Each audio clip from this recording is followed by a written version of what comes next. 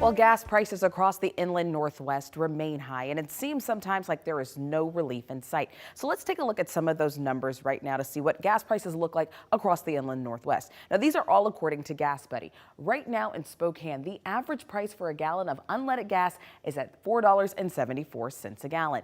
That's up 20 cents in the last week, with an average of $4 again and 74 cents, down or up from $4.54. Now that's actually up 31 cents from last month and more than $1 from a year ago. Now prices across Washington are up even more. Gas prices statewide are up 46 cents per gallon, now sitting at over $5 per gallon. And that's quite an increase. But now there is some good news for drivers in Idaho. Prices there have actually stayed the same over the last 7 days, with the average price per gallon still sitting at $4.38 per gallon.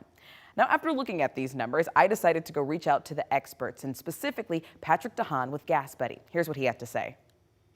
These two different states are served by different refineries, and that's really the critical differentiator on why part of the state or part of Idaho is lower, whereas Washington is going up because because refinery issues exist in the West Coast. One refinery in Northwest Washington shut down for another about 20 days doing planned maintenance, and refineries in Southern California have encountered several issues, causing them to be temporarily shut down as well. And that is why we're seeing prices in Spokane up about 14 cents a gallon in the last week, whereas in Idaho, you're basically not seeing any increase because the refineries that serve Idaho and the Rocky Mountains are not having the issues that you're seeing from refineries in Western Washington. Now, Haan says that these refineries should be back up and running in the next couple of weeks, and that should bring down prices in our area. Haan also says that he's hopeful that we'll see prices below $4 a gallon.